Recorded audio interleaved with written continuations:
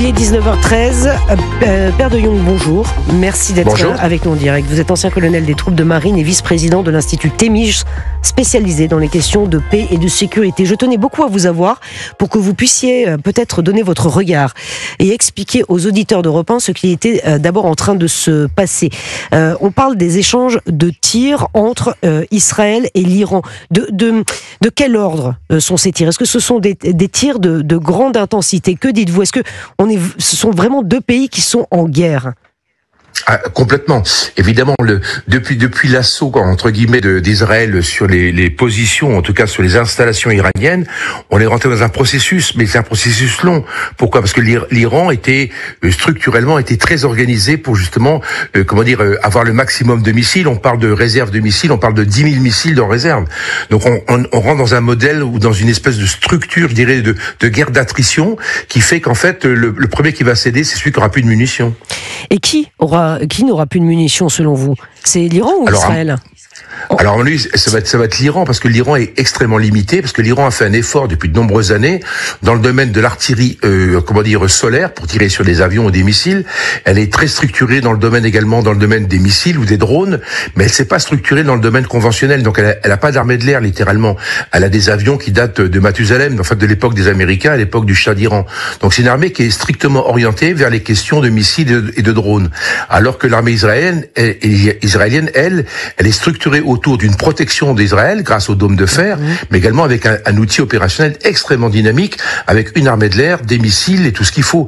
Donc on voit bien, et puis également avec une assistance, un appui, je dirais, évident et effectif des États-Unis. Donc encore une fois, bien évidemment, je vois mal comment l'Iran pourrait tenir, d'autant que politiquement, Israël a fait tout ce qu'il fallait pour que très concrètement, politiquement, il soit aidé, il soit appuyé par la communauté internationale. Père de Jong, l'Iran a évidemment conscience de l'état des forces en présence. Pourquoi l'Iran continue de s'acharner sur Israël? C'est vrai que son président a promis la destruction d'Israël dans les prochains jours, alors qu'il sait pertinemment qu'il n'a pas les moyens de venir à bout d'Israël. L'Iran refuse d'une part les négociations et d'autre part promet la destruction d'Israël, alors que ce n'est pas possible. Vous venez de le démontrer. Quelle est la posture de l'Iran que cherche le président iranien? Alors, les Iraniens en tout cas, le pouvoir iranien, parce que les Iraniens, c'est vite dit, le pouvoir iranien est blessé et humilié par l'attaque d'Israël. Très concrètement, je pense que les Iraniens n'avaient pas envisagé une seule seconde qu'Israël soit capable ou envisage ou accepte, ou en tout cas tire sur l'Iran. Donc encore une fois, les Iraniens ne pensaient pas que ça se passerait. Et les Israéliens ont fait tout ce qu'il fallait, tranquillement, doucement. On voit bien qu'il y a encore en jeudi ou vendredi dernier, les Américains annoncé officiellement qu'ils allaient faire un effort pour que les Israéliens ne frappent pas l'Iran. Et les Iraniens ont cru ça. Et je pense que c'était une opération extrêmement bien montée entre les Américains et les Israéliens, qui visait en fait à rassurer, en fait à calmer le jeu du côté iranien. Donc en fait, ils se sont fait surprendre. Et ça, c'est extrêmement humiliant. D'autant que Israël a tiré sur les installations nucléaires, etc., les aéroports, les stocks de missiles, etc., mais également a étêté littéralement le système de commandement iranien. En tuant le patron, donc Hussein Salami, qui était le chef des gardiens de la révolution, mais également le chef d'état-major. Donc c'est une armée qui non seulement est attaquée par Israël, mais en plus n'a plus réellement les moyens du commandement. Donc il faut réinstaller tout ça, il faut réorganiser tout ça, et ça c'est extrêmement difficile, et ça va pas se faire à la minute de la seconde. Donc les Iraniens sont confrontés à cette situation où en fait ils n'ont plus de commandement, et ils sont attaqués par une puissance israélienne. Rappelez-vous, la première vague des avions, c'était 200 avions. Aucune armée au monde aujourd'hui n'est capable de mettre 200 avions en l'air, à part éventuellement l'armée américaine. Donc c'est vrai que Israël démontre à cette occasion-là non seulement une connaissance parfaite ou une maîtrise du renseignement, parce qu'ils savaient exactement où ils allaient taper, et puis le deuxième point, c'est qu'ils ont une capacité militaire qui est considérable, sachant qu'ils sont engagés à Gaza contre le Hamas, ils sont engagés contre le Hezbollah au Liban et contre les Houthis. Donc on voit qu'ils sont capables de taper sur 4 zones différentes. La guerre jusqu'à quand? Est-ce que les États-Unis peuvent entrer dans la danse. Et là, évidemment, cette guerre prendrait une toute autre tournure. C'est ce qu'a laissé entendre Donald Trump, parce que Donald Trump, qui n'a jamais d'ailleurs déclenché de guerre lors de ses 2 mandats, est-ce que Donald Trump pourrait aller jusque-là, envoyer des militaires ou donner un armement spécifique à Israël, notamment des bombes que seuls eux possèdent, je parle sous votre contrôle, pour pouvoir aller détruire l'arsenal nucléaire qui est très profondément ancré dans la terre. Est-ce que vous pensez que Donald Trump pourrait aller et engager ses troupes? Alors, les Américains jouent fin, comme on dit, parce que évidemment, l'ensemble des bombes et des missiles qui percent les installations profondément enterrées des Iraniens, cet armement vient évidemment des États-Unis. Ça, c'est le premier point. Par contre, politiquement, c'est beaucoup plus malin. C'est que les Américains n'avoueront jamais qu'ils s'engagent, derrière Israël pour détruire l'Iran, bien évidemment. Donc, qu'est-ce qu'ils font? Ils vont les aider avec du matériel, avec des moyens. Et puis, le deuxième point, on voit ils animent leur dispositif, je dirais, d'influence qu'ils ont au travers de l'Arabie Saoudite, de la Jordanie. Et aujourd'hui, ces 2 pays, il y en a probablement d'autres, qui commencent à donner du renseignement aux Israéliens. Mais non seulement ça, on sait qu'aujourd'hui, l'armée de l'air saoudienne et l'armée de l'air jordanienne interdisent, le survol de leur pays par des missiles iraniens. Ce qui veut dire que lorsque les Iraniens tirent et que les missiles passent au-dessus de la Jordanie, par exemple, les Jordaniens utilisent leur matériel anti-aérien pour détruire les missiles iraniens. Donc en fait, structurellement, en termes d'organisation, aujourd'hui, une partie des pays arabes aident évidemment, alors sans le dire évidemment, mais vont aider ou aident actuellement les Israéliens. Alors vous parliez du renseignement. À l'instant, Benjamin Netanyahou annonce qu'Israël a tué le chef du renseignement iranien et son adjoint. Je découvre les informations en même temps que vous. 5 personnes ont été tuées à Téhéran après une frappe également. Israël dit avoir commencé à frapper des dizaines d'installations de missiles dans l'ouest de l'Iran. Qu'est-ce que ça traduit? C'est-à-dire qu'Israël est en train de monter en puissance? Non, en fait, ils ont un programme, ils ont une planification, ça c'est très militaire. Ils ont une planification, phase 1, phase 2, phase 3. La phase 1, c'était vendredi, la phase 2, samedi, la phase 3, dimanche, la phase 4, demain. Vous voyez ce que je veux dire? Donc, ils ont une planification. Et ils ont d'abord tiré, ils vont taper d'abord sur le commandement. Ils ont tapé, évidemment, sur les installations nucléaires pour bien matérialiser, leur intention de détruire tout ce qui était possible en Iran et qui concerne, évidemment, la fabrication ou la possibilité pour l'Iran de se doter d'une armement nucléaire, mais ils vont aller jusqu'au bout du processus. Aujourd'hui, Israël est totalement engagé dans un processus de destruction du système militaire iranien. Alors les Iraniens, c'est un petit peu la panique, j'imagine, parce qu'on peut avoir des stocks de missiles, mais les Iraniens sont extrêmement isolés. Alors on peut avoir des stocks énormes de missiles, c'est ce qu'ils ont aujourd'hui, ils vont tirer tout ce qui est à tirer. On voit qu'ils font des dégâts quand même en Israël.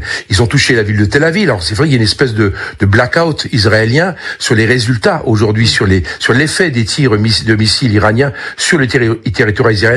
Mais évidemment, c'est pas du tout le même effet que l'Israël en Iran. Donc une espèce de guerre d'usure l'un avec l'autre qui fait que le premier qui aura plus de missiles et qui dira pousse, il arrêtera, il aura perdu. Et aujourd'hui, très concrètement, les Israéliens sont plutôt en position de force. Alors je crois que la ville de Bat Yam a été particulièrement touchée aujourd'hui, qu'il y a eu plusieurs morts puisque c'est un immeuble de civils qui a été touché par les frappes iraniennes. Le dôme de fer qui protège les civils israéliens ne peut pas supporter tous les missiles balistiques qui sont envoyés par l'Iran. Il doit être amélioré d'ailleurs ce dôme de fer, Père de Jong. Alors le problème, c'est un problème de saturation.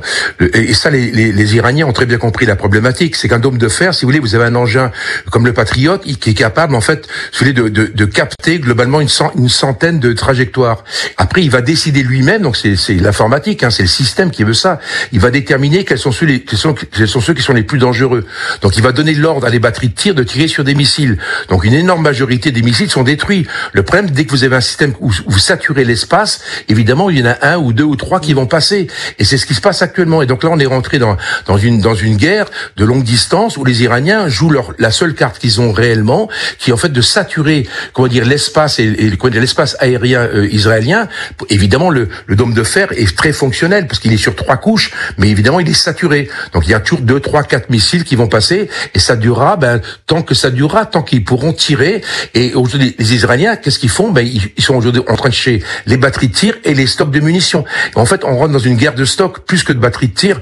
On rentre dans un domaine dans lequel les Israéliens ont absolument besoin de détruire systématiquement toutes les batteries de tir qui pourraient tirer des missiles en direction d'Israël. Et d'ailleurs, Israël annonce à l'instant avoir touché une dizaine de sites de missiles à l'ouest, qui sont situés à l'ouest de l'Iran. Voilà, exactement, des dizaines d'installations de missiles dans l'ouest de l'Iran. C'est ce qu'annonce l'État hébreu au moment où je vous parle. Il y a également une installation nucléaire qui a été détruite à Natanz également en Iran. C'est vrai que ça handicape encore davantage le régime des mollahs. Juste un mot, parce que je l'ai dit assez rapidement, le fait que le chef du renseignement iranien et son adjoint aient été tués aujourd'hui par Israël. C'est un handicap majeur pour les Iraniens, non ? Mais les Iraniens sont extrêmement, ils sont en grande difficulté. Pourquoi ? Parce que dès que la tête du système, dès que le commandement est altéré, donc les gens sont éliminés, bien évidemment. Le problème, il faut les remplacer. Alors il y a des numéros 2, il y a des seconds, des numéros 3, mais ces gens-là n'ont pas toujours les attributions, n'ont pas le système. D'autant qu'en Iran, le système est extrêmement coordonné, extrêmement vertical. Donc les Iraniens, grâce à leurs manœuvres de renseignement, grâce au Mossad et les millions d'informations qu'ils ont, ils les traitent et ils traitent au fur et à mesure. Alors évidemment, ils peuvent pas le traiter en une nuit, en une journée. C'est pour ça que cette guerre, ou en tout cas ce conflit qui est très particulier, qui se traite à grande distance, il va s'étaler pendant plusieurs semaines, voire plusieurs mois. Alors ce qui est très intéressant, juste sur la distance effectivement entre les deux pays, je crois qu'il y a plus de 2000 kilomètres entre les deux pays. C'est vrai que c'est spectaculaire qu'Israël... Bon, au Téhéran, on voit aussi des missiles balistiques à plus de 2000 kilomètres. C'est une guerre à distance. C'est assez rare quand même. D'abord, c'est jamais arrivé. Et puis deux, on réalise que les missiles deviennent comme de l'artillerie. Tu sais, l'artillerie, c'est des obus qu'on envoie quelques kilomètres. Et là, vous avez une espèce d'artillerie systématique qui tire à 1000 ou 1500 kilomètres. Et ça, c'est incroyable. C'est vrai qu'il n'y a pas le choix. Parce que là, quand on dit 1500 à 2000 kilomètres entre Israël et l'Iran, c'est un fait. Mais entre ces deux pays, vous avez d'autres pays. Donc, évidemment, il faut passer au-dessus de ces pays. Et la Jordanie, par exemple, qui est vraiment sur la trajectoire, en plus, elle bloque, puisqu'elle-même, avec ses batteries anti-aérienne, anti-missiles, détruit des missiles iraniens. Donc en fait, je veux dire, c'est qu'il y a une forme de saturation, et c'est vrai que ce genre de conflit, c'est totalement nouveau. Alors c'est vrai que les Russes ont pratiqué en Ukraine ce combat à longue distance, qui est un combat qu'on appelle dans la profondeur. Et donc, bien évidemment, les Iraniens pratiquent ce combat, mais en même temps, c'est le seul qui puisse pratiquer, puisqu'ils n'ont plus d'alliés. À l'époque, il y a encore 1 an ou 2 ans, on aurait pu imaginer qu'ils animent le Hamas ou le Hezbollah, ou éventuellement les Houthis, mais on voit que ces 3 structures sont totalement, je dirais, pas détruites, mais bien évidemment, elles sont extrêmement, fragilisées par la guerre depuis le 7 octobre. Et donc aujourd'hui, ils n'ont plus les proxys pour agir.